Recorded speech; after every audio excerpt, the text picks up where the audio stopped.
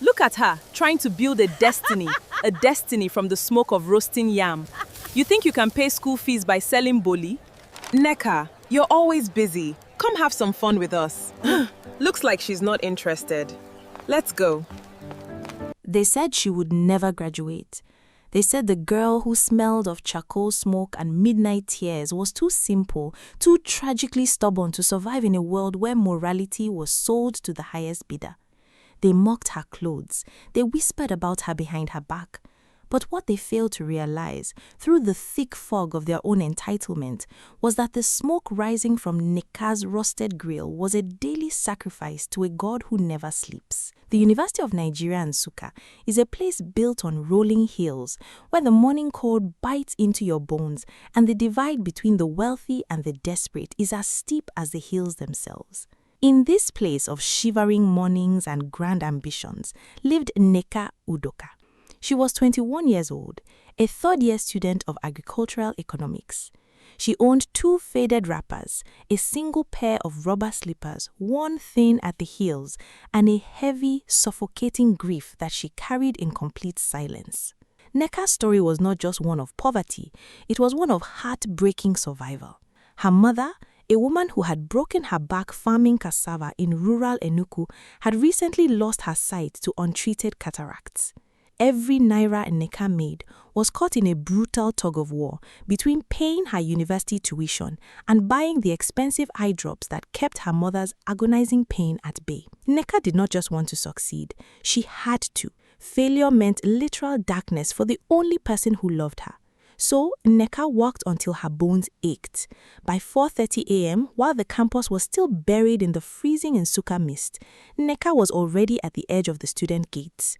Her hands, blistered and rough, turned thick slices of yam and plantain over red-hot coals. By day, she attended lectures, fighting the physical exhaustion that constantly threatened to pull her to the floor. By night, she sat under the dim yellow bulb of her cramped hostel room, mending torn clothes for other students with a needle and thread, her eyes burning from sleep deprivation.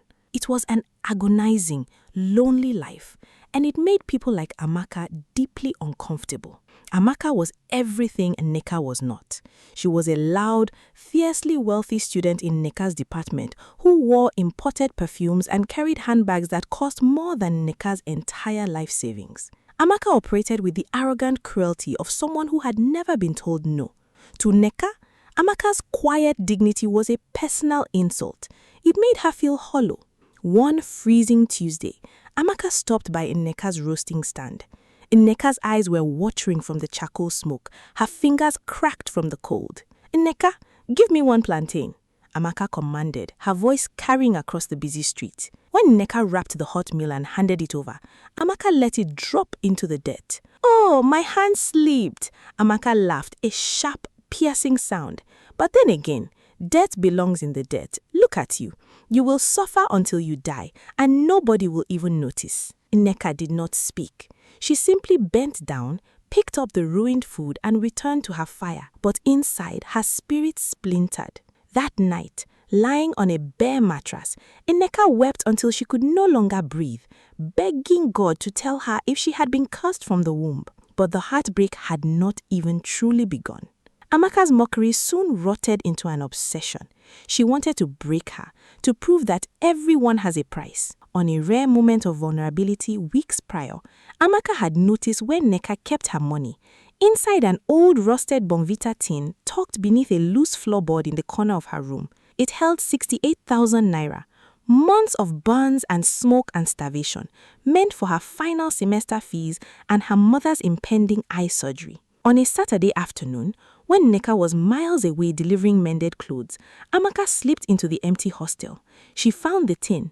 She emptied it. She left no trace. When Nneka returned, exhausted and shivering, she went to add a crumpled 500 naira note to her sanctuary. She pulled up the floorboard. She opened the tin, empty. Nneka did not scream. True heartbreak does not announce itself with noise. It arrives with a deafening, terrifying silence.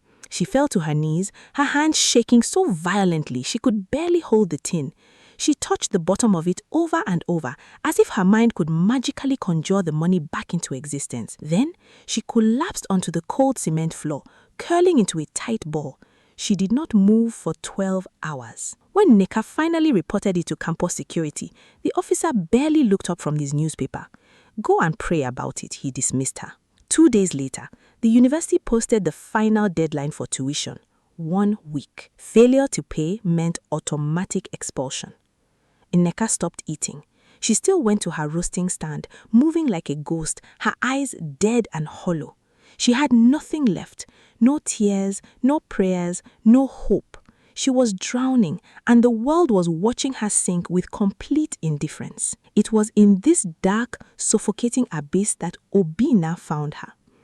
Obinna was a final-year law student. He was quiet, intensely observant, and moved with a calm, unhurried grace. He was not a man of many words, but he possessed a profound ability to see the things others ignored. On a Thursday evening, as the rain began to drizzle over Nsukka, Nneka sat on a wet wooden bench near her dying fire, staring into the mud. She was calculating how to tell her blind mother that it was all over.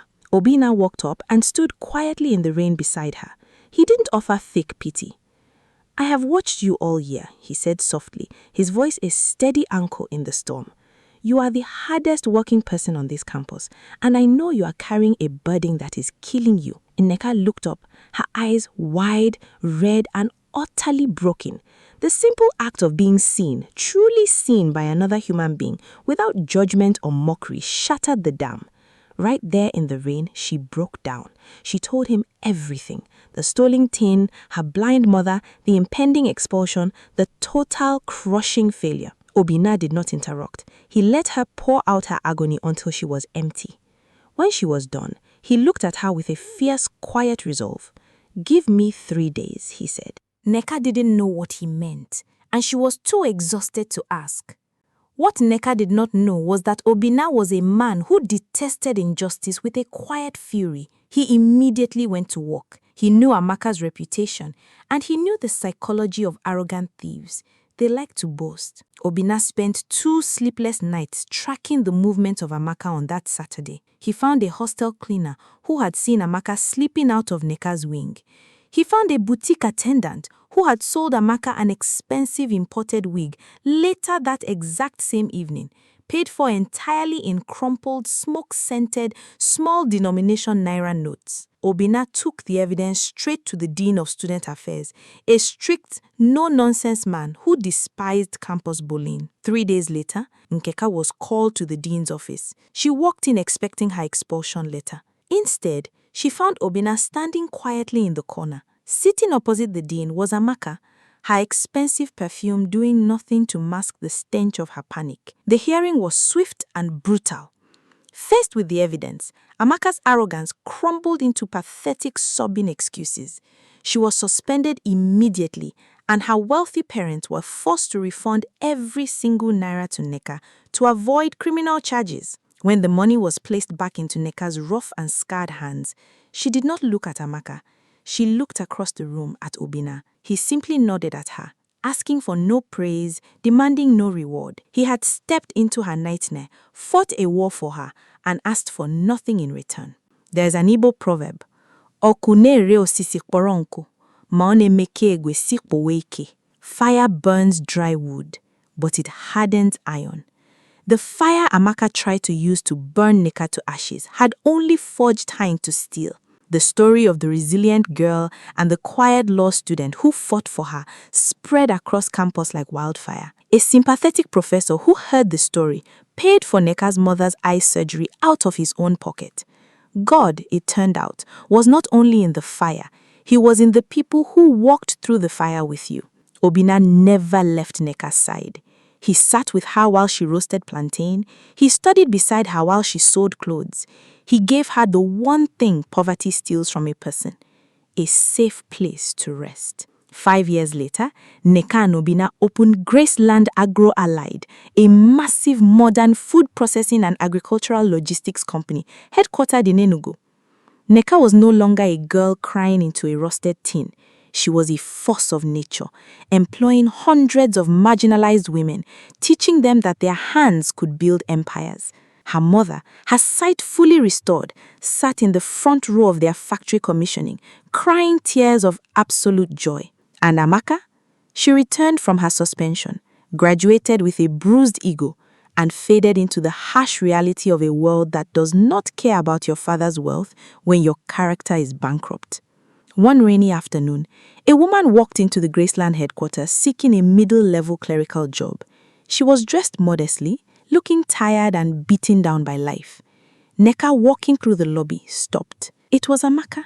Amaka saw Neka, and the shame that washed over her face was agonizing. She turned to run out the door, unable to bear the weight of her past cruelty. But Neka's voice, calm and unhurried, stopped her. Amaka froze, tears springing to her eyes. Neka walked up to the woman who had once tried to destroy her life. She looked at Amaka's worn-out shoes, recognizing the painful, desperate math of survival. Neka did not gloat. She did not give a speech about karma. True victory does not need to humiliate its enemies. Neka simply pointed toward the HR office. "The interviews are down the hall," Neka said softly. "Do your best. We are hiring." Because that is what true, unbroken grace looks like. It does not perform its forgiveness. It simply extends a hand to the undeserving. If Neka's story shifted something heavy inside your chest today, if you are currently sitting in your own dark room, staring at an empty tin, wondering if God has forgotten you, I need you to hear this. Your tears are not invisible. Your late nights are not wasted. The fire you are walking through right now is not meant to burn you. It is meant to forge you. If this story gave you hope, subscribe right now so you never miss another reminder of your own strength. Drop your city and country in the comments below. Tell us what fire you are fighting through today.